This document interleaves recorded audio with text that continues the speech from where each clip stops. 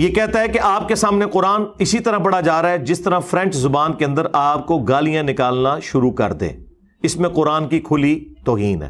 اور یہاں پر وہ جیلم کا جاہل جیسے بک بک کرتا. میں نے اس کی ایک ویڈیو سنی, کہتا جی قرآن مجید بغیر ترجمے جو جڑا پڑھدا ہے اینجا جی میں فرانچ گالیاں دیندا پیا. استغفر اللہ ثم استغفر اللہ. خدا اس کو برباد کرے. اس نے کتنے لوگوں کے ایمان کو برباد کر دیا. اور یہ بھی سوشل میڈیا کے ذریعے ایک فتنہ آیا ہے. اس تو بڑے بڑے آئے سارے ختم ہو گئے. ختمے میں بھی ہو جانا ہے. ہوں آخری سامت وہ سب مر گیا کہ جرف ٹو چڑھلتی پئی ہے, مر گیا, ختم ہو گیا ہے. وہ بڑے بڑے آئے. میں تمہیں دسیا فرعون دا موڈ ہی ہے نہیں سی, لیکن عیسائیوں نے مکا کے رکھ دیتا. انہاں دا موڈ کوئی نہیں ہوندا میں جو کراں گا میں جو کراں گا. اور میں کہ تو کھ بھی نہیں کرے گا. تو اس نے یہ کہا, حالانکہ میں آپ کو ایک سادہ سمپل حدیث سناتا ہوں. قرآن مجید کو ترجمے کے ساتھ پڑھنا ضروری نہیں ہے, یہ یاد رکھ لیں. عالم بنے سمجھیں پھر پڑھیں آپ. اگر کوئی کہتا ہے کہ ترجمے کے ساتھ پڑھنا ضروری ہے, میں اس جاہل اور اس کے جتنے باپ ہیں کمینے میں ان سب سے کہنا چاہتا ہوں, اگر کوئی اس کا چمچا کڑچا یہاں بیٹھا ہے وہ بھی غور کرے. میرا کلپ ریکارڈ کر کے پیو نو کر لو, انہوں کہتا جواب دے. الف لام میم اس کا کوئی مائی کلال مجھے ترجمہ بتائے کیا. یاسین اس کا کوئی ترجمہ مجھے بتائے. کاف ہا یا عین صاد ان کا ترجمہ ہے. قرآن ترجمہ آج تک کاری کوئی نہیں سکا. اس کا ترجمہ یا خدا جانتا ہے یا مصطفیٰ جانتا ہے. میں اس مرزے کو کہتا ہوں, اے جاہل, تو کہتا ہے قرآن ترجمے کے بغیر پڑھا جائے, فرانچ میں گالیاں ہیں. پہلی تو بات ہے یہ مسلمان بات نہیں کر سکتا. یہ بات مسلمانوں کی نہیں ہے. اپنا تعین کر تو کون ہے. ہمیں پتہ ہے لیکن تیرے منہ سننا ہے کہ تو کون ہے. پہلی بات. دوسری بات, میری ان باتوں کا جواب دے دے. ان آیات کا ترجمہ آج تک کوئی نہیں کر سکا, اور قرآن کی آیتیں بھی ہیں, اور تو کہتا ہے بغیر ترجمے کے فرانچ میں گالیاں ہیں. یہ ترجمہ ہی کوئی ہون کی کرے گا. پڑھنا تے پڑھنا ہے, ترجمہ تے ہے نہیں. کہاں بیٹھے ہو؟ اب بات سمجھ آ رہی ہے آپ حضرات کو؟ یہ ہوتے ہیں جاہل. ایک کوٹھے والیاں سرکاراں, یہ جڑے کمرے چ بہ کے پیدا ہوندے نے نا, کوٹھے والی سمجھ ہو نا, یہ ہونا چاہیے. ہاں ہاں, اتنا بغیرت بندہ حلالی نہیں ہو سکتا. یہ بڑی محنت ہوندی ہے پورے شہر دی یا محلے دی, پھر انجا کمینہ پیدا ہوندا ہے. یہ نہیں ہوندا. آپ کو پتہ نہیں سمجھ آئی ہے کہ نہیں آئی میں نے کیا کہا. ایسے بے حیا بندے جن کی زبان سے سوائے آگ کے نکلتے ہی کچھ نہیں. کبھی قرآن کے بارے, کبھی حدیث کے بارے, کبھی صحابہ کے بارے, کبھی اہل بیت کے بارے, اور کبھی اولیاء کے بارے. اور ادھر دیکھو میری طرف, کئی لوگ ہوتے ہیں آئی ایسی گل کریے نا, نہیں مولی نواں نہیں سی کرنی چاہیے. میں کہ دل تو کردا تینوں پا لمیا لواں تے چھڈا یاری والے دن. تیرے اندر اتنی غیرت نہیں ہے, بے غیرتی کے اس اعلیٰ درجے پر تو فائد ہو گیا ہے. اس نے قرآن کے بارے میں کیا کہہ دیا, کفر بک دیا ہے. اس وقت تیرے خون نے جوش نہیں مارا. میرے بھائی, نبی پاک نے فرمایا جو قرآن مجید کا ایک حرف پڑھتا ہے اللہ تعالیٰ 10 نیکیاں عطا فرماتا. ترجمے دی تو گل ہی کوئی نہیں نا. اور قرآن مجید برہان رشید, کسی جگہ پہ نبی پاک نے یہ نہیں فرمایا کہ قرآن مجید جب پڑھو ترجمے کے ساتھ پڑھو گے تو تب ثواب ملے گا, ورنہ نہیں. نبی پاک نے فرمایا جو ایک مرتبہ یاسین پڑھتا ہے اللہ تعالیٰ اسے 10 قرآن پڑھنے کا ثواب عطا فرما دیتا ہے. ترجمے کا تو ذکر ہی کوئی نہیں. کوئی دنیا کی ایک روایت پیش کر دو. لیکن بہرحال کمینگی لوگ کرتے ہیں, اور ایک کمینے کی میں نے نشاندہی کی ہے. خدا اس کو برباد کرے. یہ وہاں تک پہنچ چکا ہے, وہاں تک پہنچ چکا ہے کہ جہاں تک شاید کوئی کافر بھی نہیں پہنچ سکتا. سمجھ آئی؟ لبادہ اس نے مسلمانوں کا اڑا ہوا ہے. خدا ایسے بے لگاموں کو اپنے غضب کا وہ نشانہ بنائے کہ دنیا میں عبرت بن جائے. یہ لوگ ہیں جنہوں نے آ کر اس مذہب کے اندر بے ادبیوں کو داخل کیا. اندازہ کریں, قرآن پڑھنے کو میں نے یہ کہنا ہے کہ قرآن گالیاں ہیں, نعوذ باللہ. جو شخص قرآن کی سب سے زیادہ دعوت دے رہا ہے, یہ پوری ایک بات ہوئی تھی, اور یہ میں نے رویا تھا کہ قرآن دنیا میں سب سے پڑھی جانے والی کتاب ہے, لیکن اس کا تلخ پہلو یہ ہے کہ سب سے زیادہ بغیر سمجھ کے پڑھی جانے والی اگر کوئی کتاب ہے نا تو وہ قرآن ہے. دنیا میں کوئی اتنی مظلوم کتاب نہیں کہ جسے بغیر سمجھ کے اتنا زیادہ پڑھا جاتا ہو.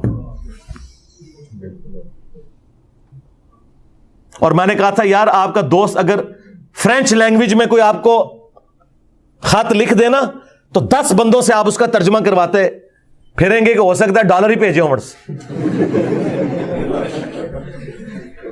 لیکن اللہ نے اپنے محبوب علیہ السلام کے ذریعے تمہیں کتاب دی, تمہیں یہ توفیق ہی نہیں کبھی اسے ترجمے سے پڑھ لو یا کسی سے جا کے اس کا ترجمہ کروا لو کہ اللہ تعالیٰ مجھ سے کیا چاہتا ہے. اور پھر میں نے ساتھ ایک لطیفہ سنایا جو پنجاب کے معاشرے میں عام ہے کہ کچھ پنجابی سعودی عرب چلے گئے, عربیوں کے ساتھ ان کا جھگڑا ہوا, انہوں نے پنجابی میں گالیاں نکالی اور انہوں نے ظاہر ہے عربی میں گالیاں نکالی. اور جب واپس آئے تو انہوں نے کہا کہ جی وہ عربی تے اتنے چنگے نے کہ ایسی انہوں نے گالاں کر دے سن اگو قرآن ہی سنا دے سن. یہ مشہور ایک لطیفہ ہے, یہ میں نے سنا کے تو آگے کہا یار آپ لوگوں کی بھی یہی حالت ہے, جس طرح آپ کو کوئی فرینچ میں آگے گالیاں نکال دے یا آپ کے سامنے قرآن پڑھے آپ کو فرق نہیں پتہ لگنا. اس کو پکڑ کے انہوں نے یہ بنا دیا. اب مجھے بتائیں کیا بات تھی جو قرآن کے دفاع میں تھی؟ جو بندہ قرآن کی ترغیب دلا رہا ہے اسی کے خلاف بول پڑے یہ. اور یہ ان کے بڑے کی سنت ہے، ابو جہل کی. سورہ الانفال میں آیا کہ ابو جہل نے غزوہ بدر سے پہلے کہا کہ اے اللہ اگر یہ تیرا نبی برحق ہے نا تو آسمان سے پتھر ہم پہ نازل کر، ہم اس پہ ایمان نہیں لا رہے. اور پھر پتھر کوئی نازل نہیں ہوتے تھے. تو وہ کہتا دیکھ لو اللہ ہمارے ساتھ ہے، یعنی وہ بھی اللہ کو مانتا تھا. انہوں نے تو کہانی کرائی اللہ نزن مندے. ہاں اللہ کے انڈر وہ چھوٹے بتوں کو مانتے تھے، لیکن بڑا الہ وہ بھی کہتے تھے گاڈ ہی ہے. تو اللہ تعالیٰ نے فرمایا کہ اے محبوب جب تک تم ان میں موجود ہو ہم ان پہ عذاب نہیں بھیجیں گے. اللہ کی سنت ہے کہ نبیوں اور اہل ایمان کو وہاں سے نکالا جاتا ہے پھر عذاب آتا ہے. جس طرح کہ قوم نوح کو نجات دی گئی اور جو منکرین تھے حضرت نوح علیہ السلام کے انہیں ہلاک کیا گیا، لیکن اہل ایمان کو وہاں سے نکالا گیا. اور یہاں پہ بھی پھر اہل ایمان کو نکال کے مدینہ شریف لایا گیا اور غزوہ بدر میں عذاب کی پہلی قسط آئی مشرکین عرب کے اوپر. 70 سردار ان کے قتل ہوئے. تو وہ بھی کہتے تھے اے اللہ اللہ، جس طرح یہ کہہ رہے ہیں آپ دفاع کر رہے ہیں قرآن کا، آپ لوگوں کا قرآن کے ساتھ. اور جو لوگ یہ کہیں قرآن اور حدیث ڈائریکٹ نہ پڑھو گمراہ ہو جاؤ گے، وہ قرآن کے ٹھیکیدار بنے ہوئے ہیں. ظالمو تم لوگوں کا کیا قرآن سے لینا دینا؟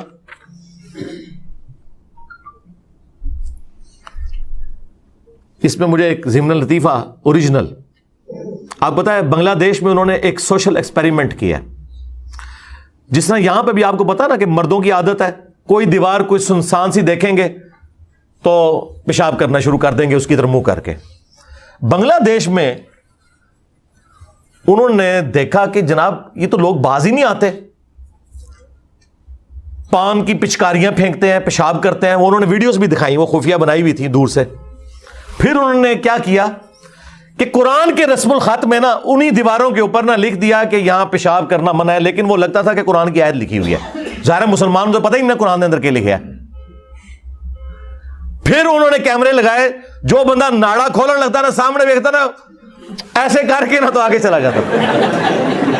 یہ ویڈیوز ہیں یوٹیوب پہ، اور یہ اوریجنل سوشل ایکسپیریمنٹ کیا بی بی سی والوں نے کیا تھا.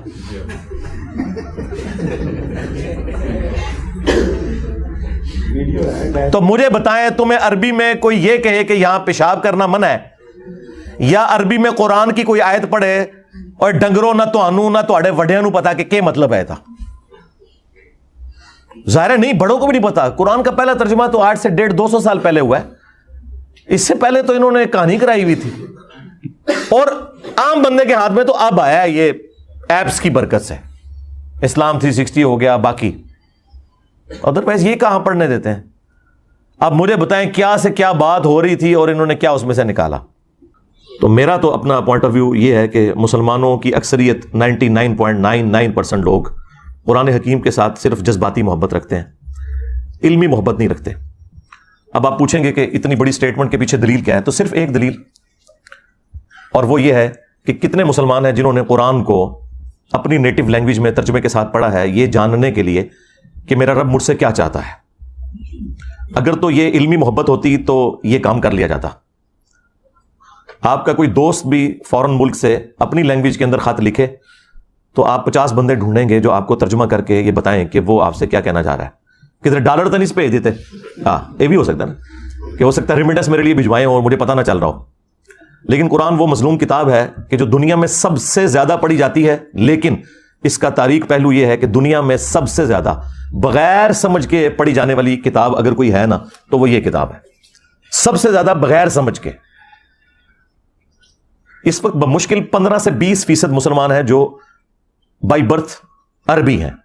باقی تو 85% کے قریب مسلمان جو ہیں وہ اجمی ہیں، ادر دین عرب ہیں، اور ان کی نیٹو لینگویج عربی نہیں ہے. اور ان میں سے بھی کتنے لوگ ہیں جو سیکھتے ہیں. تو اگر علمی محبت ہے مسلمانوں کی تو یہ جو پروٹیسٹ ہو رہا ہے یہ اپنی جگہ. سب سے پہلے تو اپنے خلاف پروٹیسٹ کریں نا کہ ہم نے اس کتاب کے ساتھ کیا کیا ہے. ہماری عوام نے، ہمارے علماء نے، عوام نے اسے مردے بخشوانے کا ذریعہ مان لیا ہوا ہے، بس اس سے زیادہ کچھ نہیں ہے. یا زیادہ سے زیادہ کسی نے چھلانگ ماری تو ناظرہ، کسی نے تھوڑی لمبی چھلانگ ماری تو بچے کو حفظ کروا دیا، ایک طوطا بنا دیا جسے کچھ نہیں پتا، اور وہ اس امید میں ہے کہ یہ حافظ قرآن ہمیں ساتھ لے کے جائے گا۔ کتنے لے کے جائے گا یہ آگے جا کے پتہ چلے گا۔ بھائی یہ جو ابو داؤد کی حدیث المستدرک للحاکم میں جو حدیث موجود ہے، مشکات کے اندر بھی موجود ہے، حافظ قرآن کی فضیلت کے اعتبار سے وہ اس حافظ کے لیے جس نے قرآن کے حلال کو حلال اور حرام کو حرام جانا۔ جس حافظ قرآن کو یہ پتہ ہی نہیں قرآن میں کیا لکھا ہوا ہے، تو وہ یہی کرے گا نا کہ رمضان کے دنوں میں چھوٹی چھوٹی وہ خشخشی داڑھی رکھ لے گا اور تراویح پڑھائے گا مسجد کے اندر جا کے، اینڈ پہ معاوضہ وصول کرے گا اس کا، اور عید والے دن جا کے شیو کروا دے گا، اور پھر اگلے رمضان میں دیہڑی لگانے کا انتظار کرے گا۔ زیادہ تر حافظ تو ایسے ہی ہیں۔ اور جو آپ کو باعمل حافظ قرآن نظر آ رہے ہیں، تو ہمارے علماء کا بھی باعمل ہونا یہ ہے کہ کوئی پگڑی یا داڑھی رکھ لے اور شلوار ٹخنوں سے اوپر کر لے یا ہاتھ میں تسبیح پکڑ لے۔ یہ تو ایک چھوٹا سا جز ہے عمل کا۔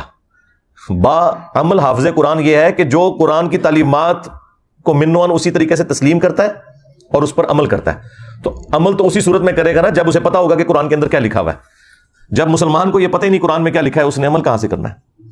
اب جن لوگوں کو سمجھ تھی، یعنی علماء کا طبقہ جن کا کام تھا کہ وہ عوام الناس کو دین سکھاتے، وہ الٹا اسلام کے دشمن بن گئے انجانے میں، یا ہو سکتا ہے بعض جان بوجھ کے بھی ایسے کرتے ہوں، کہ انہوں نے پبلک میں یہ مشہور کر دیا کہ قرآن و حدیث ڈائریکٹ نہ پڑھنا، گمراہ ہو جاؤ گے۔ آپ مجھے ایمانداری کے ساتھ بتائیں کہ اگر یہ جملہ کوئی کافر بولے، جیوز میں سے، کرسچنز میں سے، ہندوؤں میں سے، کہ یار قرآن ڈائریکٹ نہ پڑھنا، گمراہ ہو جاؤ گے، تو ہم اس کی شکل دیکھ کے یہ فیصلہ کریں گے اچھا یہ ہندو ہے نا اس لیے مجھے کہہ رہے، تو ہم اس کے ساتھ لڑ پڑیں گے کہ تو قرآن کا دشمن ہے۔ لیکن یہ جو مسلمان نما کافر ہر جمعے کو ممبر پہ چڑھتا ہے، اور دنیا میں ملینز آف یہ کفار کے ایجنٹ مولویوں کی شکل میں ممبروں پہ چڑھے ہوئے ہیں، اور آپ کو یہ کہتے ہیں قرآن و حدیث ڈائریکٹ نہیں پڑھنا، آپ گمراہ ہو جاؤ گے، اس پہ تو آپ سبحان اللہ کہہ رہے ہوتے ہیں۔ اس پہ تو میں نے یہ آواز بلند کی ہے نا ان کے خلاف، باقی تو سارے گونگے شیطان ہی بنے رہے ہیں، یہ دبے الفاظ میں بات کرتے ہیں جی علماء سے جا کے سیکھیں۔ علماء نے تو خود قرآن نہیں سیکھا ہوا۔ اور پھر مجھے نہیں سمجھ آتی کہ یہ پبلک کے اندر انہوں نے کیوں مشہور کر دیا ہے کہ جی قرآن ڈائریکٹ نہیں پڑھنا۔ بھئی قرآن کوئی بھی ڈائریکٹ نہیں پڑھتا، آج تک کسی نے قرآن ڈائریکٹ نہیں پڑھا۔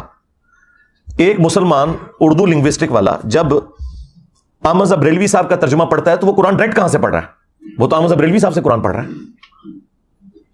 اگر کوئی ڈائریکٹ اشرف علی تھانوی صاحب کا ترجمہ پڑھتا ہے تو وہ قرآن ڈائریکٹ کہاں سے پڑھ رہا ہے؟ وہ تو اشرف علی تھانوی صاحب سے قرآن پڑھ رہا ہے۔ اب کیا دنیا میں کوئی بریلوی یہ جرت کرے گا کہ میں اعلیٰ حضرت احمد بریلوی سے بہتر قرآن کا ترجمہ کر سکتا ہوں؟ کوئی زندہ یا مردہ عالم دین جو بریلوی مکتب سے تعلق رکھتا ہو یہ کلیم کر سکتا ہے کہ میں قرآن کو احمد بریلوی سے بہتر ٹرانسلیٹ کر سکتا ہوں؟ نیور۔ یا کوئی دیوبندی زندہ یا مردہ یہ کلیم کرے کہ میں اشرف تھانوی صاحب سے بہتر ترجمہ کر سکتا ہوں؟ یا کوئی اہل حدیث کہے کہ میں جونا گڑھی سے بہتر ترجمہ کر سکتا ہوں؟ یا کوئی اہل تشیع میں سے کہ جی میں سید فرمان علی شاہ سے بہتر ترجمہ کر سکتا ہوں؟ تو جب ہم لوگوں کو یہ ریفر کرتے ہیں کہ آپ اپنے اپنے مکاتب فکر کے علماء کے ترجمے پڑھیں تو ہم انہی علماء سے آپ کو پڑھا رہے ہوتے ہیں۔ یہ جو انہوں نے ڈھکوسلا مچایا نا کہ ڈائریکٹ نہیں پڑھنا گمراہ ہو جائیں گے، انہیں کہ ہم ڈائریکٹ پڑھ ہی نہیں رہے، ہم تو پڑھ رہے ہیں آپ کے بڑوں سے۔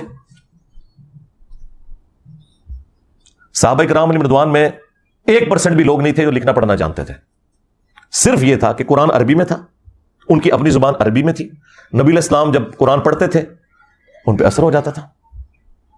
آج اگر قرآن آپ کی نیٹو لینگویج کے اندر ہے، آپ بے شک لکھنا پڑھنا بھی نہ جانتے ہوں، آپ کو پتہ چل جائے گا قرآن میں لکھا کیا ہوا ہے۔ مجھے بتائیں یہ 11 ستمبر 2001 ٹوئنس ٹاور کا جو اٹیک ہوا امریکہ میں، اس کے بعد جو ہزاروں لوگ مسلمان ہوئے ہیں پچھلی 2 دہائیوں کے اندر، کیا انہوں نے علماء سے جا کے قرآن پڑھا؟ اور ان کی اوقات تو یہ ہے کہ دوسری اذان کے وقت لوگ مسجد میں آ رہے ہوتے ہیں، انہوں نے انگریزی میں قرآن کا ترجمہ پڑھا، اسلام قبول کر لیا۔ اور پھر ان میں سے کئی لوگ ہیں جنہوں نے باقاعدہ پھر اسلام کے دفاع میں کتابیں لکھی، اور یہاں بڑے بڑے علماء بڑے فخر سے بتاتے ہیں کہ دیکھیں جی یہ فلاں انگریز ہے، اس نے نبی صلی اللہ علیہ وآلہ وسلم کے حق میں یہ کتاب لکھی ہے۔ اب انہی علماء سے پوچھیں کہ بھئی اس کے پاس تو ڈگری نہیں ہے، تم اس کی تعریف کیوں کر رہے ہو؟ وہ کہتے ہیں ڈگری چھوڑیں، بات بڑی اچھی کی ہے، کیونکہ اس کے نام سے انجینئر تو نہیں نہ آتا۔ ہاں بس چپ کتے رہو، انجینئر آئے گا پھر دیکھ لیں گے۔ دیکھیں آپ لوگوں کو میں چھوٹی چھوٹی ایسی چیزیں بتاتا ہوں جس سے آپ کا دماغ کھلے، کہ جب آپ غیر مسلموں کی مثالیں دیتے ہیں کہ فلاں نے نبی علیہ السلام کی شان میں یہ کتاب لکھ دی، فلاں نے یہ لکھ دی، تو یار وہ کوئی ڈگری والے لوگ ہیں؟ نہیں، انہوں نے قرآن بھی اپنی نیٹو لینگویج میں اسٹڈی کیا ہوتا ہے، لیکن چونکہ وہ پوری نیک نیتی کے ساتھ یہ کرتے ہیں، اللہ تعالیٰ انہیں اسلام تک بھی پہنچا دیتا ہے۔ کئی ایسے لوگ بھی ہوتے ہیں اور ان کی ورکنگ آپ کو نظر آتی ہے اور آپ کوٹ کرتے ہیں، ان کے ساتھ کی ورکنگ آپ کے لوگ نہیں کر سکتے۔ اور یہی حال یہاں پر بھی ہے، جن لوگوں کو اللہ تعالیٰ نے قرآن کی خدمت کے لیے اٹھایا، آپ دیکھ لیں سارے کے سارے نان مولوی ہیں، چاہے مولانا مودودی رحمہ اللہ ہوں، ڈاکٹر اسرار صاحب رحمہ اللہ ہوں، احمد دیدار صاحب رحمہ اللہ ہوں، یہ سب کے سب لوگ اس مدرسہ سسٹم کی آؤٹ پٹ نہیں ہے، خدمت اللہ تعالیٰ نے ان سے لی ہے۔ تو یہ جو علماء ممبروں پہ چڑھ کے آپ کو یہ کہہ رہے ہیں کہ قرآن و حدیث ڈائریکٹ نہ پڑھنا گمراہ ہو جاؤ گے، ان سے بڑا اسلام کا دشمن کون ہو سکتا ہے؟ ہم کس حوصلے کے ساتھ ان کی یہ باتیں سن لیتے ہیں؟ ویسے تو لاجیکلی یہ غلط بول رہے ہوتے ہیں، لیکن ان کے یہ الفاظ کیا قابل گرفت نہیں ہے کہ تم اسلام کی پیٹھ میں چھرا گھونپ رہے ہو؟ اصل میں یہود و نصارہ کے کفار کے ایجنٹ یہ لوگ ہیں جو آپ کے ممبروں پہ بیٹھے ہوئے ہیں کہ قرآن و حدیث ڈائریکٹ نہیں پڑھنا۔ اور یہ کہہ رہے کیوں ہیں؟ ان کو پتا ہے کہ ان کے فرقے کا کوئی عقیدہ قرآن و سنت کے مطابق نہیں ہے۔ انہیں فوراً فکر لگ جاتی ہے کہ اگر کسی نے قرآن ترجمے سے پڑھا تو پھر مرے ہوئے بزرگوں کو، بابوں کو پکارنا چھوڑ دے گا، ایک اللہ کا پکارنے والا وہ بن جائے گا۔ ایاک نعبد و ایاک نستعین۔ انہیں یہ فکر لگ جاتی ہے کہ اگر اس نے صحیح بخاری اور صحیح مسلم پڑھ لی تو اسے تو پتہ چلے گا کہ نماز کا طریقہ تو ایک ہی لکھا ہوا ہے تمام کتابوں کے اندر، سنی ہو یا شیعہ، اور سنیوں کی بھی ٹاپ آف لسٹ جو کتابیں بخاری اور مسلم، اس میں تو نماز کا طریقہ رکوع میں جاتے وقت اور رکوع سے اٹھتے وقت رفع الیدین کے ساتھ لکھا ہے۔ تو میں پھر اس کو کیسے سنبھالوں گا؟ یہ تو آگے مجھ سے پوچھے گا کہ بخاری مسلم تمہارے مدارس میں اگر پڑھائی جا رہی ہے تو تم لوگ نماز سنت کے مطابق کیوں نہیں پڑھ رہے؟ یہ پیچھے ریزن ہے، ان کے چندے بند ہو جائیں گے، یہ آپ کو کبھی بھی قرآن و حدیث ڈائریکٹ نہیں پڑھنے دیں گے۔ اسلام کے ساتھ دشمنی یہ لوگ کر رہے ہیں، قرآن کے بڑے دشمن یہ ہیں۔ اور پھر دیکھیں کیسی دشمنی ہے ان کی، آپ کو یہ قرآن کے حوالے سے بجائے یہ بتانے کے کہ یہ کتاب ہدایت ہے، آپ کو یہ بتائیں گے جی قرآن میں تو لکھا ہے کہ قرآن پڑھ کے لوگ گمراہ بھی ہو جاتے ہیں۔ استغفر اللہ۔ میری یہ بات یاد رکھیے گا، اگر کسی کا یہ عقیدہ ہے کہ قرآن لوگوں کو گمراہ کرتا ہے، ایسا شخص کافر ہے، اس کے کفر میں شک کرنے والا بھی کافر ہے۔ مسلمان کا یہ عقیدہ ہو ہی نہیں سکتا کہ یہ کتاب گمراہ کرتی ہے، ورنہ ہم غیر مسلم کو یہ کہیں گے کہ بھائی یہ لو کتاب پڑھو، گمراہ بھی ہو سکتے ہو، ہدایت بھی پا سکتے ہو، آگے تمہاری اپنی مرضی ہے، اوکے کری کول ہی رکھو۔ ہاں لاجیکل۔ آج اگر کوئی غیر مسلم اسلام قبول کرنا چاہے یا اسلام کو اسٹڈی کرنا چاہے اور ہم سے پوچھے بتاؤ تمہاری کتاب کون سی ہے، ہم اسے قرآن دیتے وقت یہ کہیں گے کہ یہ ہماری کتاب ہے، لیکن 50-50 چانسز ہیں، گمراہ بھی ہو سکتے ہو، ہدایت بھی، کہ کری کول ہی رکھو۔ اور اگر کوئی میرے جیسا مسلمان وہ یہ کہے کہ یہ ہماری کتاب ہے، اسے پڑھو، یہ سراپا ہدایت ہے، اور آگے سے اگر وہ انگریز پوچھ لے کہ کیا تو نے بھی یہی قرآن پڑھ کے اپنے عقیدوں کی اصلاح کی تھی، تو 99% مسلمان جو ہے نا اس کا منہ دیکھیں گے کہ نہیں۔ پھر وہ آگے سے اگر یہ پوچھ لے کہ اگر تو نے اس کتاب سے ہدایت حاصل نہیں کی ہے تو مجھے کیوں مشورہ دے رہا ہے، تو ہمارے ساتھ شرم سے جھک جائیں گے۔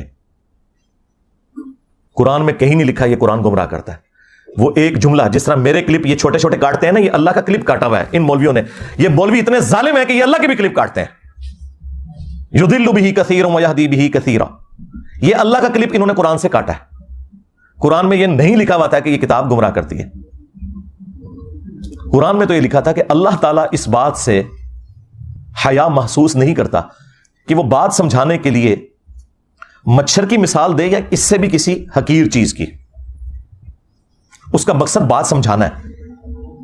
لیکن جو واقعی بات ماننے والے ہوتے ہیں، اللہ تعالیٰ فرماتا ہے کہ وہ یہ جانتے ہیں کہ یہ قرآن اللہ تعالیٰ کی طرف سے حق ہے، اور جو بات ماننے والے نہیں ہوتے وہ اس میں کیڑے نکالتے ہیں اور وہ کہتے ہیں کہ اللہ نے قرآن میں یہ مثال کیوں بیان کی، سورۃ الحج میں مکھی کی بیان کر دی،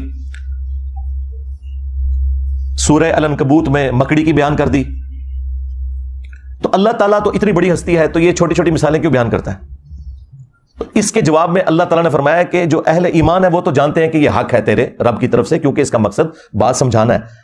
اچھا استاد وہ ہوتا ہے جو اسٹوڈنٹ کے لیول پہ اتر کے بات کو سمجھاتا ہے، اپنے علم کا روب نہیں ڈالتا موٹے موٹے الفاظ بول کے۔ لیکن یہ لوگ جو ہیں ان کے لیے پھر اللہ تعالیٰ کہتا ہے تمہارے لیے جواب یہ ہے کہ یضل بہ کثیرا ویہدی بہ کثیرا، اللہ تعالیٰ اس کتاب کے ذریعے گمراہ کر دیتا ہے بہت سے لوگوں کو۔ کن لوگوں کو؟ کہ جو نہیں مانتے کہ یہ اللہ کا کلام ہے اور جو اللہ کی مثالوں کے ساتھ ایگری نہیں کرتے، اور ہدایت دے دیتا ہے بہت سے لوگوں کو۔ وما یضل بہ الا الفاسقین، اور اس سے گمراہ نہیں ہوتے مگر جو فاسق ہیں، 2 نمبر لوگ جو اترے میں ہیں۔ اس کو مثال سے سمجھیں کہ ایک ہی بارش ہے، وہ اگر گندگی کے ڈھیر پر برسے گی تو وہاں سے تعفن نکلے گا، اور اگر مٹی پہ برسے گی وہاں سے پھول اور پودے نکلیں گے۔ تو اللہ تعالیٰ فرما رہا ہے کہ جو یہ قرآن کو تانا دیتے ہیں نا کہ قرآن میں چھوٹی چھوٹی مثالیں کیوں آئی ہیں، تو اللہ تعالیٰ فرمایا کہ جو اہل ایمان ہے وہ تو جانتے ہیں کہ اللہ بات سمجھانا چاہ رہا ہے، اور تم چونکہ بات نہیں سمجھنا چاہ رہے تو یہ اسی لیے نازل ہوئی ہے تاکہ تم اس میں کیڑے نکالو اور گمراہ ہو جاؤ۔ یہ بات اللہ تعالیٰ نے تانے کے طور پر، ٹونٹ کے طور پہ کی تھی، نہ کہ یہ بتایا تھا کہ قرآن گمراہ کرتی ہے۔ اللہ نے کہا کہ جو قرآن کو نہیں ماننا چاہتا وہ گمراہ ہو جائے گا، اور جو قرآن کو ماننا چاہتا ہے وہ ہدایت پا جائے گا، یہ بتایا ہوا تھا۔ اس کو انہوں نے کہہ دیا قرآن گمراہ کرتا ہے، نعوذ باللہ۔ یہ تو لکھے نہیں، یضل بہ، اللہ نے اس مثال کے ساتھ بہت سے لوگوں کو گمراہ کر دیا۔ کن کو گمراہ کر دیا؟ جو لوگ اس مثال کو نہیں ماننا چاہتے، چھوٹی چھوٹی مثالوں کو، اور بہت سے لوگوں کو ہدایت مل گئی۔ جس طرح قرآن میں کئی جگہ ہے کہ جب قرآن نازل ہوتا ہے تو جو اہل ایمان ہے ان کا ایمان بڑھتا ہے۔ جب کافر ان سے پوچھتے ہیں کہ یہ آیات نازل ہونے سے کیا ہوا، تو اللہ تعالیٰ فرماتا ہے کہ اہل ایمان تو کہتے ہیں ہمارا ایمان بڑھتا ہے اس سے، یعنی جو بات ماننے والے ہیں ان کا ایمان بڑھے گا۔ اگر کسی کا ایمان نہیں بڑھ رہا اور وہ کہہ رہا ہے میں ایسے گمراہ ہو رہا ہوں، تو اس کا مطلب یہ ہے کہ وہ تو ایمان والا ہی نہیں، اور یہ زیادہ مسلمان ہی کہتے ہیں، تو اپنے ایمان کی فکر کرو۔ پھر دوسری مثال آپ کو دیتے ہیں سورہ الجمعہ سے۔ وہ کہتے ہیں کہ جی سورہ الجمعہ میں اللہ تعالیٰ نے فرمایا علماء یہود کی مثال گدھوں کی سی ہے، جس طرح گدھے پر کتابیں لاد دی جائیں۔ تو یہ کوئی کتابیں سامنے رکھ کے یا کتابیں پڑھ کے کوئی بندہ عالم نہیں بن جاتا، یہ تو اللہ تعالیٰ نے گدھوں کی مثال بیان کی ہے۔ حالانکہ یہ انہی کو ہی اللہ تعالیٰ نے گدھوں سے مثال دی ہے کہ جو لوگ کتابیں صرف سامنے رکھتے ہیں، پڑھتے نہیں، ان کے شوکیسوں میں سجی ہوئی ہوتی ہیں۔ کیوں؟ گدھے پہ اگر آپ کتابیں لاد دیں تو گدھا کتاب کا صرف بوجھ اٹھا سکتا ہے، پڑھ نہیں سکتا۔ تو اللہ نے علماء یہود کو کہا کہ تم نے بھی ان کتابوں کا بوجھ اٹھایا ہوا تھا کئی صدیوں سے، تمہیں پتا تھا کہ اس کتاب کے اندر آخری پیغمبر کی پیشگوئیاں لکھی ہیں، لیکن جب وہ پیغمبر آیا تم ان کے انکاری ہو گئے ہو۔ تو تمہاری مثال ان گدھوں کی سی ہے کہ جن پہ کتابیں لدی ہیں، تم نے وہ کتاب پڑھ کر اس پیغمبر کو نہیں پہچانا۔ کتاب پڑھنے والوں کو تانا نہیں دیا اللہ نے، نہ پڑھنے والوں کو گدھے کا، یعنی آپ کے بھی علماء کو جنہوں نے شوکیسوں میں سجائی ہوئی اور کہتے ہیں قرآن ڈائریکٹ نہ پڑھنا گمراہ ہو جاؤ گے۔ یہ مثال تو ان علماء کی بیان ہوئی ہے کہ انہوں نے گدھے کی طرح بوجھ کتابوں کا اٹھایا۔ آج تک کسی نے بخاری مسلم سے نماز کا طریقہ نہیں اپنی پبلک کو بتایا، تو گدھوں تم نے یہ بوجھ ہی اٹھایا ہوا ہے بخاری مسلم کا، اس پہ پڑھ کے عمل نہیں کیا۔ جس طرح علماء یہود نے نبی صلی اللہ علیہ وآلہ وسلم کی پروفیسیز دیکھ کر ان پر عمل نہیں کیا تھا، الٹا رسول اللہ کے مخالف بن گئے تھے۔ آج تم بھی اسلام کی پیٹھ میں چھرا گھونپ رہے ہو، یہ مطلب ہے اس کا۔ جی گدھوں کی مثال آئی ہے، اور گدھوں تمہاری مثال آئی ہوئی ہے۔ اور یہ گدھے کی مثال بخاری مسلم میں نبی اسلام نے اپنے امت کے وائزین ان مولویوں کے بارے میں بھی فرمایا کہ میں نے کولو کا، جس طرح گدھا ہوتا ہے نا، جس طرح بیل ہوتا ہے نا، اس طرح گدھا بھی ہوتا تھا اگلے زمانوں میں، اس طرح میں نے جہنم میں ایسے لوگوں کو جو لوگوں کو نیکی کا حکم کا کہتے تھے، خود کو نہیں عمل کرتے تھے، یعنی کہ مولوی طبقہ علامہ پڑھنے والا، تو ان کو میں نے انتڑیوں کے گرد، اپنی انتڑیوں کے گرد جہنم میں چکر لگاتے ہوئے دیکھا ہے، گدھے کی مانند۔ تو نبی اسلام نے انہیں گدھے کی مثال بیان کیا ہے، قرآن نے بھی کیا ہے، نبی اسلام نے بھی کیا ہے۔ قرآن نے تو علماء سوء کو کتا کہا ہے۔ سورۃ الاعراف کی آیت نمبر 175 اور 176 میں بلعام بن باعورہ جو ایک یہودی عالم تھا، تفصیل اس کی المستدرک للحاکم میں موجود ہے، اللہ نے علم دیا تھا لیکن پستی میں گر گیا، دنیا کا کتا بن گیا۔ اچھا وہ چندوں کے چکر میں پڑ گیا، اللہ نے کہا کہ ہم نے اسے علم دیا تھا لیکن وہ دنیا کا طلبگار ہو گیا۔ اب اس کی مثال کتے کی سی ہے، جس طرح کتا ہر وقت زبان باہر نکالے ہوتا ہے، چاہے اس کے پیٹ میں کچھ ہو یا نہ ہو، اس پہ بوجھ ڈالیں نہ ڈالیں، اس کی رالیں ٹپکتی رہتی ہیں نا، اس طرح اس کی رالیں ٹپکتی ہیں۔ یہ چندہ بک لے کے پھرتا رہتا ہے آج کے دور میں۔ قرآن پہ، سنت پہ، انبیاء کرام علیہ السلام کی تعلیمات پر عمل کرنے والوں کو اللہ تعالیٰ نے کبھی بھی قرآن میں برا نہیں کہا، ہمیشہ ان کو کہا کہ جو نام لے کر اس پہ عمل نہیں کر رہے، یعنی علماء سوء۔ پھر ابو داؤد کے اندر وہ حدیث موجود ہے کہ نبی اسلام نے فرمایا میری امت میں ایسے فرقے پیدا ہوں گے، ان میں ایسی بدعات سرایت کر جائیں گی جس طرح ہلکا کتا، یہ ریبیز جو ہوتے ہیں، یہ کسی کو کاٹ جائے اور اس کے ایک ایک رگ و ریشے میں اس کا زہر پہنچ جائے نا، اس طرح میری امت میں ایسے فرقے ہوں گے کہ جن کے اندر بدعات کا زہر پہنچ جائے گا جس طرح کتا کاٹ جاتا ہے۔ اب میں آپ سے پوچھوں گا یہ کون سا کتا ہے جو کاٹ جائے تو آپ کے جسم کے اندر مذہب کے پوائنٹ آف ویو سے نیگیٹو چیزیں انجیکٹ ہو جاتی ہیں؟ ظاہر ہے کسی کرکٹر، فٹ بالر، اسکواش کے پلیئر کے کاٹنے سے تو ایسا نہیں ہوگا، مولوی کے کاٹنے سے ہی ہوگا نا، کیونکہ دین کا کسٹوڈین اور دین سکھانے والا کون ہے؟ مولوی۔ تو یہ ہلکا کتا کون ہے؟ اور اگر آپ کو یقین نہ آئے تو آپ بریلویوں سے پوچھ لیں کہ دیوبندیوں کے علماء کیا ہیں، وہ کہیں گے بلعام بن باعورہ۔ ہاں دیوبندیوں سے پوچھیں کہیں گے بریلویوں کے علماء بلعام بن باعورہ۔ تو میں جو بات کر رہا ہوں اس کے اوپر اجماع امت ہے، ہاں ذہن میں رکھیے گا، میں نے کوئی ایسی بات نہیں کی ہے کہ جس کے اوپر اتفاق نہ ہو۔ وہ اپنی اینک لگا کے دیکھ رہے ہوتے ہیں نا، اس لیے ان کو برا لگ رہا ہوتا ہے۔ آپ کسی بھی مسلمان سے پوچھیں کہ یہ قرآن حکیم میں جو اللہ نے مختلف جگہ پہ فرمایا کہ جو گمراہی کے پیشوا ہیں یہ اپنے ماننے والوں کو اپنے ساتھ جہنم میں لے کے جا رہے ہوں گے، تو اگر کسی بریلوی سے پوچھیں کیا اس سے مراد احمد صاحب بریلوی صاحب ہوں گے، کہے گا نہیں یہ تو دیوبندیوں کے بارے ہے. دیوبندیوں سے پوچھیں وہ کہیں گے احمد صاحب بریلوی کے بارے میں، اور یہ کہتے ہیں، وہ کتابوں میں بھی لکھا ہے. نہ تسلی ہو تو المحنت علی المفند اور حسام الارمین پڑھ کے آپ دیکھ لیں. شیطانی لشکر کہہ دیا ہے، کتا تے شاہی کوئی نہیں، شیطانی لشکر. شیطان سے بڑا تو اللہ کا کوئی دشمن نہیں نا اس پلانٹ ارتھ پہ، اس کائنات کے اندر سب سے بڑا گمراہ شخص اگر کوئی ہے نا شیطان ہے. تو یہ سارے ایک دوسرے کو کہتے ہیں، صرف ہم نے اس کو ایکسپوز کر دیا ہے پبلک کے سامنے کہ ان کا پوائنٹ آف ویو کیا ہے. آج بھی یہ لوگ سوچ رہے ہوں گے کہ دیکھو مسئلہ سویڈن ہی جو ہے انجینئر صاحب ساڑھے مگر پہ گئے. اس لیے پڑھے ہیں کہ بھائی ان کی دشمنی تو سب پہ عیاں ہے، پوری دنیا کے لوگ انہیں برا کہہ رہے ہیں.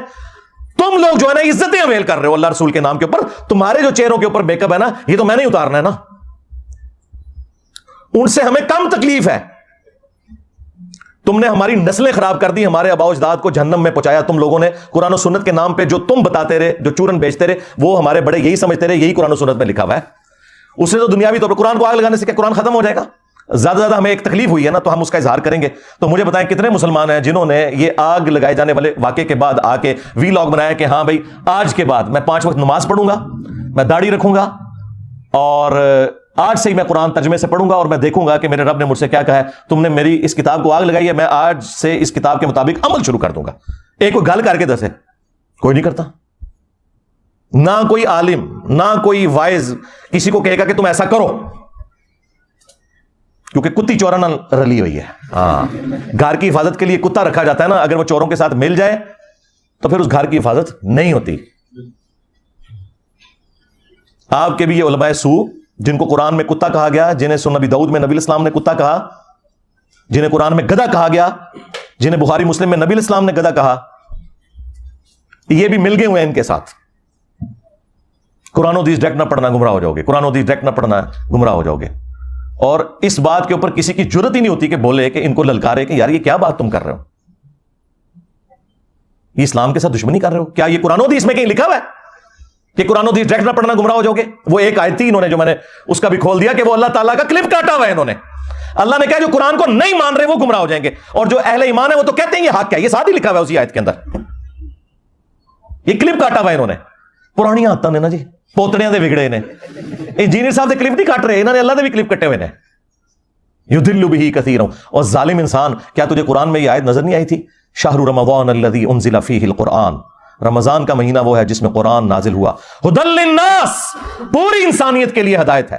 وبینات من الہدی، اور اس میں ہدایت کے روشن دلائل ہیں.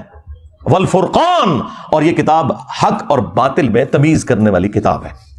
ھدی للناس، پوری انسانیت کے لیے، مسلمان ہو یا کافر ہو.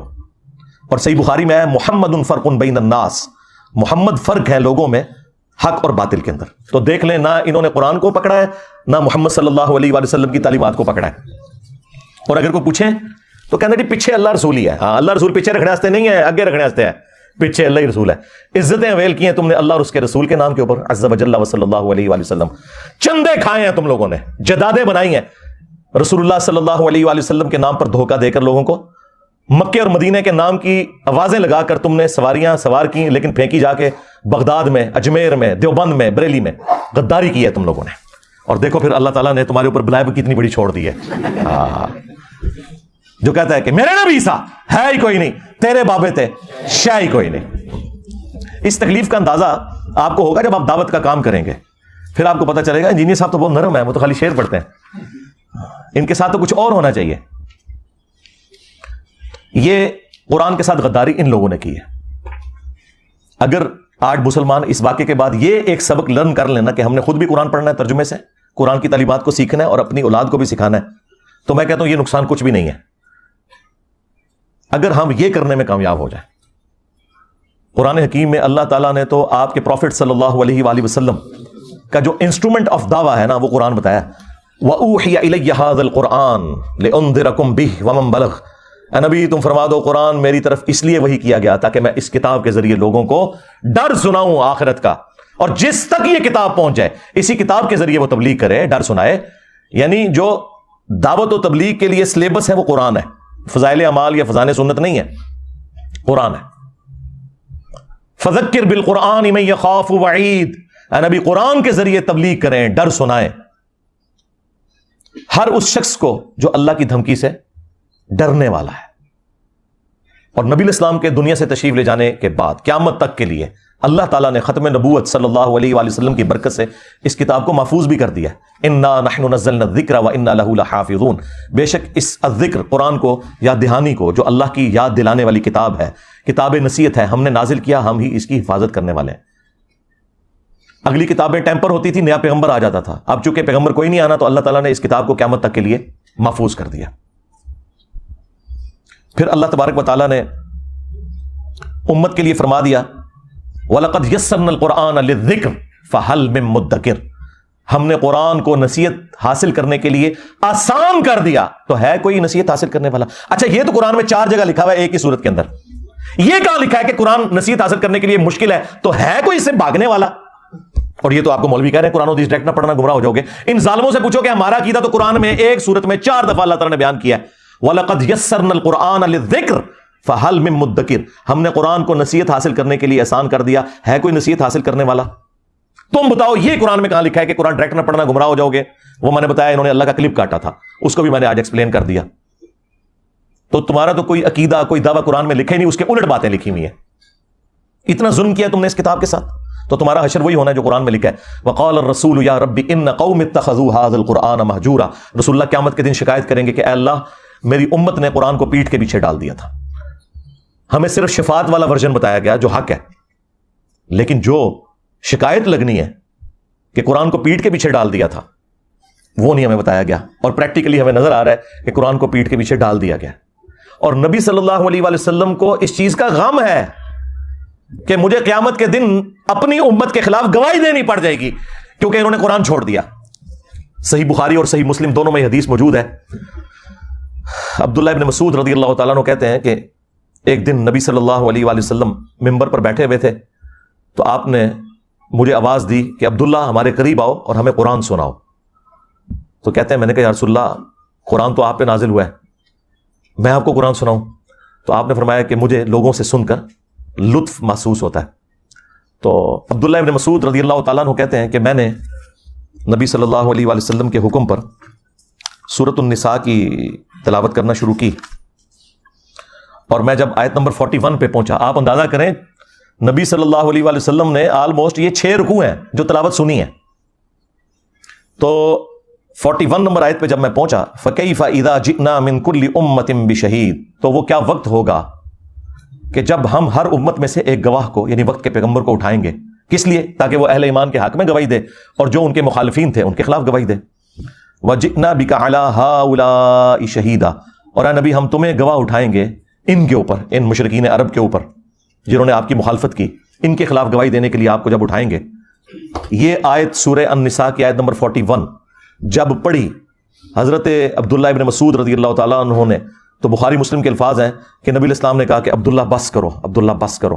وہ کہتے ہیں میں نے جب نگاہ اٹھا کے دیکھا تو نبی الاسلام کی مبارک آنکھوں سے آنسو روا تھے، آپ کی داڑھی تر ہو چکی تھی اس غم سے کہ مجھے اپنی امت کے خلاف، اپنی قوم کے خلاف قیامت کے دن گواہی دینی ہے قرآن چھوڑنے کے سبب۔ وقال الرسول یا رب ان قوم اتخذوا هذا القرآن مہجورا، اور رسول اللہ شکایت کریں گے کہ میری قوم نے قرآن کو پیٹھ کے پیچھے ڈال دیا تھا۔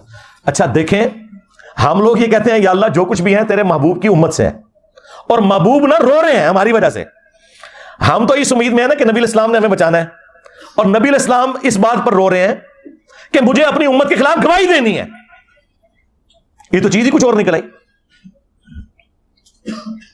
کتنی حیران کن بات ہے۔ یعنی اس کا مطلب ہے عقل نہ ہوئے تھے موجہ ہی موجہ، عقل ہوئے تھے سوچیں ہی سوچا۔ نبی علیہ السلام کو چونکہ پتا تھا کہ آخرت کا معاملہ کتنا سخت ہے، آپ تو رو رہے ہیں کہ یہ تو رگڑے جائیں گے، اللہ تعالیٰ نے جب اٹھانا ہے تو اللہ کا تو کوئی رشتہ دار نہیں ہے، اور مجھے اللہ نے جب گواہی کے لیے، تو نبی علیہ السلام نے تو جھوٹ نہیں بولنا، بتا دینا کہ امت نے کیا کیا ہے، اور امت کہہ رہی ہے جو کچھ بھی ہے تیرے محبوب کی امت سے ہے۔ تو محبوب سے بھی پوچھ لو انہوں نے آپ کے ساتھ کیا کرنا ہے۔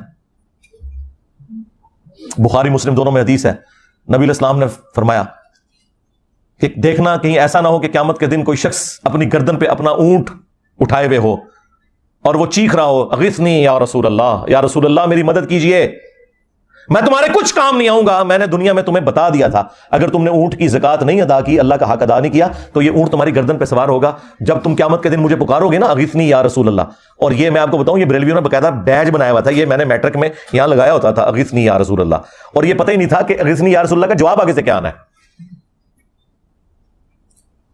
پھر آپ نے ایک ایک چیز کا ذکر کیا کہ کسی کے گردن کے اوپر گائے سوار ہو, کسی کی گردن کے اوپر بکری سوار ہو, اور اس نے اس کا حق نہیں دیا. اور یہ تو بات ہو رہی ہے صرف زکات کی. نماز تو چھڈ ہی دو سرکار, جنہیں نماز نہیں پڑھی ہوئی وہ تو ویسے ہی فارغ ہے. اور ہم نبی صلی اللہ علیہ وآلہ وسلم کے اوپر امید لگا کے بیٹھے ہوئے ہیں. آپ نے تو شکایت کرنی ہے.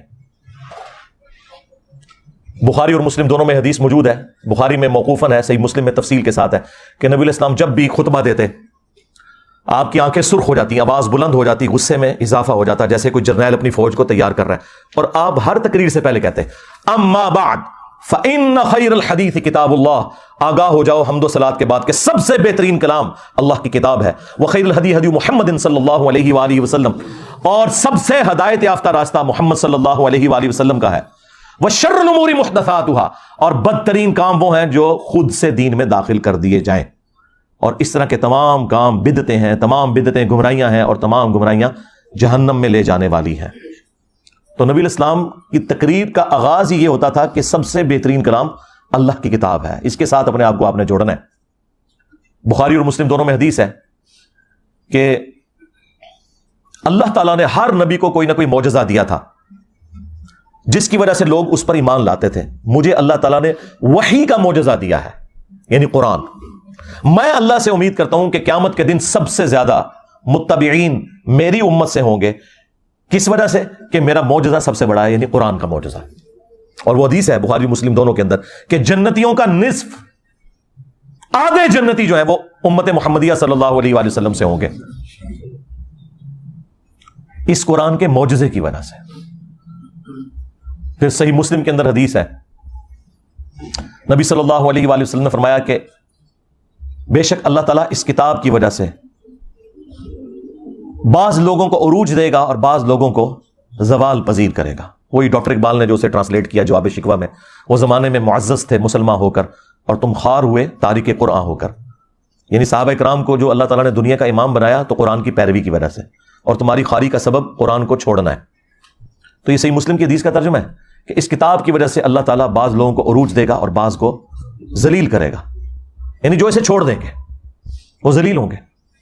صحیح مسلم میں یہ حدیث موجود ہے, القرآن حجت لک او علیک, قرآن قیامت کے دن یا تو تیرے حق میں حجت ہوگا یا تیرے خلاف حجت ہو جائے گا. اب مجھے بتائیں کس کے حق میں قرآن حجت ہوگا؟ جو قرآن کو پڑھ کے اس پہ عمل کرے گا. اور کس کے خلاف قرآن حجت ہوگا؟ جو قرآن کے خلاف چلے گا. وہ قرآن کیسے حجت بن جائے گا؟ بھئی قرآن میں جب لکھا ہوا ہے کہ سود حرام ہے اور ایک بندہ پوری زندگی سود کھاتا رہا, تو قرآن ہی اس کے خلاف گواہی دے دے گا کہ میں نے تو اسے حرام قرار دیا تھا اور اس نے حلال بنا لیا. تو قرآن یا تو تمہارے حق میں حجت ہوگا یا تمہارے خلاف. یہ بالکل واضح حدیث موجود ہے. اور پھر جو صحیح مسلم کی اوپر تلے 4 احادیث 6225 سے لے کر 6228 تک غدیر خم کی حدیث, وہ تو میں کہتا ہوں اس پلانٹ ارتھ پہ اس سے زیادہ تعریفی کلمات کسی بھی حدیث کے اندر موجود نہیں ہیں قرآن کے حق میں جو غدیر خم کی حدیث ہے. اور وہ نبی الاسلام نے اپنی وفات سے آلموسٹ 1.5 مہینے پہلے وہ خطبہ دیا ہے. حجت الوداع سے آپ واپس آ رہے تھے, خم نامی گاؤں میں پانی کے لیے پڑاؤ کیا. وہاں پہ نبی صلی اللہ علیہ وآلہ وسلم کے لیے اونٹ کے پالان کا ممبر لگایا گیا. آپ اس پر چڑھے اور آپ کی گفتگو ہی کنکلوڈنگ ہے, اے لوگوں آگاہ ہو جاؤ, میں بھی ایک انسان ہوں, قریب ہے کہ اللہ کا قاصد یعنی موت کا فرشتہ میرے پاس آئے اور میں اس کی دعوت قبول کر لوں. میں اپنے بعد تم میں 2 بھاری چیزیں چھوڑ کے جا رہا ہوں. ان میں سے پہلی چیز اللہ کی کتاب ہے, اس میں ہدایت ہے, اس میں نور ہے. تم اللہ کی کتاب کو پکڑو. اللہ کی کتاب اللہ کی رسی ہے, جو اسے پکڑے گا وہ ہدایت پر ہوگا, جو چھوڑ دے گا گمراہ ہو جائے گا. یہ آپ ذرا جملے 7-8 گنے نا, اتنے تعریفی کلمات کسی بھی صحیح حدیث کے اندر قرآن کے لیے نہیں آئے. اور پھر زید بن ارقم کہتے ہیں کہ نبی علیہ السلام ہمیں ترغیب دلاتے رہے, اللہ کی کتاب, اللہ کی کتاب, اللہ کی کتاب کو میرے بعد پکڑ لینا. اور فرمایا دوسری بھاری چیز میرے اہل البیت ہیں, میں اپنے اہل البیت کے معاملے میں تمہیں اللہ کا خوف دلاتا ہوں, میرے بعد ان کے ساتھ حسن سلوک کرنا. یہ آپ نے 3 دفعہ جملے کو ریپیٹ کیا, میں اپنے اہل البیت کے معاملے میں تمہیں اللہ کا خوف دلاتا ہوں, میں اپنے اہل البیت کے معاملے میں تمہیں اللہ کا خوف دلاتا ہوں. امت بالکل الٹ چلی ہے, نہ قرآن کو پکڑا ہے ہدایت کے لیے اور نہ اہل بیت کو زندہ چھوڑا ہے. حالانکہ قرآن کو پکڑنا تھا اور اہل بیت کے ساتھ اس نے سلوک کرنا تھا. اور اس میں واضح الفاظ ہے قرآن اللہ کی رسی ہے. وہ جو قرآن میں ہے نا وَاعْتَصِمُوا بِحَبْلِ اللَّهِ جَمِيعًا وَلَا تَفَرَّقُوا, تم سب کے سب مل کر اللہ کی رسی کو مضبوطی سے پکڑ لو اور فرقوں میں مت بٹو. ہر کوئی اپنی تشریح کرتا تھا رسی کی. قرآن کی اس آیت کی تشریح نبی علیہ السلام نے خود کی ہے کہ یہ قرآن کے بارے میں ہے کہ یہ اللہ کی رسی ہے, کامن بانڈ مسلمانوں میں. پھر صحیح بخاری میں ایک بڑی رکت انگیز حدیث موجود ہے. نبی صلی اللہ علیہ وآلہ وسلم کی وفات کے بعد جب سیدنا ابوبکر صدیق رضی اللہ تعالیٰ عنہ کو خلیفہ بنایا گیا تو ان کی خلافت کے دوسرے دن جب وہ خطبہ دینے کے لیے مسجد نبوی میں آئے تو ان سے پہلے سیدنا عمر ممبر پر چڑھے اور انہوں نے مختصر سا ایک خطبہ دیا. وہ صحیح بخاری کے اندر موجود ہے. ظاہر ہے کہ مسلمان غمگین تھے, تکلیف کی حالت میں تھے, ان کی دلجوئی کرنی تھی. تو انہوں نے کہا کہ دیکھو اللہ تعالیٰ نے اپنے نبی کے لیے وہ پسند کیا جو اللہ کے پاس ہے اور وہ نبی کے حق میں بہتر بھی ہے, یعنی آخرت, اللہ کا قرب, جنت. اور تمہیں اللہ تعالیٰ نے نبی صلی اللہ علیہ وآلہ وسلم کے بعد یہ کتاب دی ہے. یہ وہ کتاب ہے جس کے ذریعے اللہ نے اپنے نبی کو ہدایت دی, یعنی ہدایت سے مراد ہدایت کاملہ. ڈیٹم لیول کی ہدایت تو پیغمبر پیدائش سے لے کے وفات تک اللہ تعالیٰ کی حفاظت میں ہوتے ہیں, لیکن اعلیٰ درجے کی ہدایت جو قرآن میں ہے نا وَوَجَدَكَ ضَالًّا فَهَدَىٰ, اے نبی ہم نے آپ کو اپنی محبت میں خود رفتہ پایا تو ہدایت کے اعلیٰ ترین درجے پر پہنچا دیا. پھر سیدنا عمر نے کہا کہ تمہارے نبی کو اس کے ذریعے ہدایت ملی اور ان کے جانے کے بعد اب تم اس کتاب کو مضبوطی سے پکڑ لو تو تم ہدایت پر رہو گے کہ جس کے ذریعے اللہ نے تمہارے نبی کو ہدایت دی تھی. پھر جملہ انہوں نے اپنا ریپیٹ کیا. یہ بخاری کی جو حدیث ہے میں نے آج تک نہ کسی کتاب میں پڑھی نہ کسی عالم کے واعظ میں سنی, اور میں بارہا اس حدیث کو بیان کر چکا ہوں اس لیے تاکہ آپ کو صحابہ کرام کا عقیدہ پتہ چلے کہ وہ بھی نبی الاسلام کے بعد وصی رسول قرآن کو مانتے تھے. جو بخاری مسلم دونوں میں حدیث ہے کہ عبداللہ ابن ابی اوفا سے کسی نے پوچھا کیا نبی صلی اللہ علیہ وآلہ وسلم نے اپنے بعد کسی کے لیے وصیت کی تھی, کسی کو وصی بنایا تھا؟ تو انہوں نے کہا کہ ہمیں تو نبی علیہ السلام نے قرآن کے مطابق چلتے رہنے کی وصیت کی تھی, یہی وصی ہے. اور یہ جو حضرت عمر کا خطبہ ہے یہ کلاس کا خطبہ ہے کہ نبی علیہ السلام تو اللہ کی جنتوں میں پہنچ کے اپنے بعد وہ تمہارے لیے وہ کتاب چھوڑ کے گئے ہیں کہ جس کے ذریعے اللہ تعالیٰ نے تمہارے نبی کو بھی ہدایت دی تھی اور تمہیں بھی اسی کتاب کو پکڑ کر ہدایت ملنی ہے. میرا خیال ہے شاید اس لیے یہ بیان نہیں کرتے تھے کہ اس میں گستاخی ہو جاتی ہے, کیونکہ ہر جگہ کوئی نہ کوئی گستاخی نکل آتی ہے نا. اس میں تو واقعی گستاخی ہو جانی ہے کہ یہ تو لکھا ہوا ہے کہ نبی کو ہدایت ملی ہے, تو مانتے ہی نہیں ہے کہ نبی کو کسی نے ہدایت بھی دی ہے. یہ تو آلموسٹ منی گاڈ ہی سمجھتے ہیں نا, پروفٹ کے بارے میں عقیدہ رکھا ہوا ہے. تو وہ پھر ان کو ایک دم مصیبت پڑ جانی تھی کہ یہ ہم کیا بات کریں گے کہ نبی کو ہدایت دی اللہ تعالیٰ نے قرآن کے ذریعے. ہم تو کہتے ہیں قرآن ڈائریکٹ پڑھو گے تو گمراہ ہو جاؤ گے, یہ تو مردے بخشوانے کے لیے. تو اس کی تشریح ہم نے کر دی ہے کہ اس ہدایت سے مراد اعلیٰ درجے کی ہدایت ہے جو قرآن میں ہے وَوَجَدَكَ ضَالًّا فَهَدَىٰ, اے نبی ہم نے آپ کو اپنی محبت میں خود رفتہ پایا تو ہدایت کے اعلیٰ ترین درجے پر پہنچا دیا. یہاں پہ ضال کا ترجمہ گمراہی نہیں ہے. ضال کے دو معنی ہوتے ہیں, ایک گمراہی اور ایک معنی ہوتا ہے کسی کی محبت میں ڈوب جانا. جس طرح یوسف علیہ السلام کے بھائیوں نے کہا تھا اپنے باپ کے لیے, حالانکہ وہ پیغمبر کے بیٹے تھے, پیغمبر کے صحابہ تھے, کافر نہیں تھے, ان ابانا لفی ضلال مبین, بے شک ہمارے ابا جان تو یوسف کی محبت میں ڈوب چکے ہیں. وہاں یہ ترجمہ نہیں ہوگا کہ ہمارے ابا جان گمراہ ہو چکے ہیں, یہ اگر بات کہتے تو کافر ہو جاتے. وہ انہوں نے اپنے باپ کو کہا کہ وہ یوسف کی محبت میں ڈوب چکے ہیں. قرآن میں واضح ہے ما ضل صاحبکم وما غوی, تمہارے نبی نہ کبھی گمراہ ہوئے ہیں اور نہ کبھی غلط راستے پر چلے. یہی تو ہم کہہ رہے ہیں کہ اپنا امام اس کو بناؤ کہ جو نہ کبھی گمراہ ہوا نہ کبھی بے راہ چلا. یہ گارنٹی صرف اس شخص کے لیے جس کی قبر مدینے میں ہے صلی اللہ علیہ وآلہ وسلم, جو ہمارے بابا جان ہیں. النبی اولی بالمؤمنین من انفسہم وازواجہ امہاتہم, نبی صلی اللہ علیہ وآلہ وسلم مومنین کی جانوں پر ان سے بڑھ کر حق رکھتے ہیں, اور نبی کی بیویاں امت کی مائیں ہیں. تو اپنا تعلق رسول اللہ صلی اللہ علیہ وآلہ وسلم کے ساتھ مضبوط کرنا ہے اس کتاب کے ذریعے جو نبی علیہ السلام نے اپنے بعد امت کے لیے چھوڑی ہے. میرا خیال ہے یہ جو سویڈن والا واقعہ ہے اس سے پوری دنیا کے مسلمانوں کو ایک عبرت تو سب کو پکڑنی چاہیے کہ وہ نیت کریں کہ ہم آج ہی قرآن ترجمے سے شروع کریں گے, اور بھلے جس کا مرضی ترجمہ شروع کر لیں, کوئی فرق نہیں پڑتا. اور انشاءاللہ تعالی ہم نہ صرف قرآن کو ترجمے سے پڑھیں گے بلکہ اپنی زندگی میں روٹین بنائیں گے قرآن کو کم از کم ایک رکوع روزانہ پڑھنے کی, اور انشاءاللہ پھر اس کے مطابق عمل بھی کریں گے. اور یوں ہم اپنا پروٹیسٹ ریکارڈ کروائیں گے اسلام کے دشمنوں کے خلاف کہ تم نے قرآن کو آگ لگائی تھی تو دیکھو ہم قرآن کو پڑھیں گے اور اس کے مطابق عمل کریں گے، یہ ہمارا پریکٹیکل جواب ہوگا. باقی جو گورنمنٹ لیول کے اوپر جواب دینے ہیں وہ تو آپ کا کام بھی نہیں ہے نا، وہ تو OIC کا کام ہے، فارن منسٹری کا کام ہے، وہ اپنی جگہ کریں گے. آپ کے کرنے کا کام یہ ہے کہ آپ نے اب جو یہود و نصارہ کے اندر اسلام دشمن ہے اور جو مسلمانوں کے ممبروں پر جمعے والے دن یہود و نصارہ کے ایجنٹ چڑھے ہوئے اور یہ کہہ رہے ہیں قرآن و حدیث ڈائریکٹ نہیں پڑھنا گمراہ ہو جاؤ گے، ان دونوں کے ساتھ آپ کی جنگ ہے. آپ کو دونوں محاذوں کے اوپر لڑنا ہے یہ انشاءاللہ تعالیٰ، اور قرآن کے مطابق اپنی زندگی گزارنی ہے انشاءاللہ تعالیٰ، تاکہ قیامت والے دن بجائے رسول اللہ صلی اللہ علیہ وآلہ وسلم کی شکایت ہو ہمارے خلاف، نبی صلی اللہ علیہ وآلہ وسلم ہمارے حق میں گواہی دیں اور قرآن ہمارے حق میں گواہی دے کہ انہوں نے قرآن کے مطابق عمل کیا تھا. کتنی رکت انگیز حدیث ہے وہ بخاری مسلم کی حدیث شفاعت، جس میں نبی علیہ السلام شفاعت کریں گے اور آپ اللہ تعالیٰ سے اجازت طلب کریں گے، اللہ تعالیٰ آپ کے لیے تعداد مقرر کرے گا. بخاری مسلم میں آتا ہے کہ جب میں آخری دفعہ جہنم کی طرف جاؤں گا اپنے امتیوں کو جہنم سے نکالنے کے لیے اللہ تعالیٰ کے اذن سے، تو داروغہ جہنم سیدنا مالک علیہ السلام کہیں گے کہ یا رسول اللہ اب آپ کا کوئی امتی بھی جہنم میں نہیں ہے سوائے اس شخص کے کہ جسے قرآن نے روک رکھا ہے، اور وہ کبھی بھی اب جنت میں نہیں جا سکے گا جسے قرآن نے روک لیا. یعنی قرآن نے اگر روک لیا کسی کو جنت میں جانے سے تو نبی علیہ السلام اس کی شفاعت نہیں کر سکتے. اور قرآن نے کسے روکا ہے؟ انہ من یشرک باللہ فقد حرم اللہ علیہ الجنہ ومأواہ النار وما للظالمین من انصار. بے شک جس نے اللہ کے ساتھ شرک کیا اللہ نے اس پہ جنت حرام کر دی ہے، اس کا ٹھکانہ جہنم ہے اور وہاں اس کا کوئی مددگار نہیں ہوگا. حتیٰ کہ سید الاولین والآخرین، شفیع المذنبین، رحمت للعالمین، خاتم النبیین، سیدنا و مولانا امام اعظم محمد رسول اللہ صلی اللہ علیہ وآلہ وسلم بھی اس کے کچھ کام نہیں آئیں گے. بخاری مسلم دونوں میں حدیث ہے، اللہ تعالیٰ نے ہر نبی کو ایک مقبول دعا دی تھی جو اس نے دنیا ہی میں کر لی. اسی دعا کی وجہ سے قوم نوح بھی برباد ہوئی، حضرت نوح علیہ السلام نے دنیا میں وہ دعا کر لی. میں نے اپنی دعا سنبھال کے رکھی ہے قیامت کے دن کے لیے، اور میری اس دعا سے میرے ہر امتی کو نفع پہنچے گا سوائے اس شخص کے کہ جس نے دنیا میں کسی قسم کا شرک کیا ہوا. شرک is the most sensitive issue in the sight of Allah.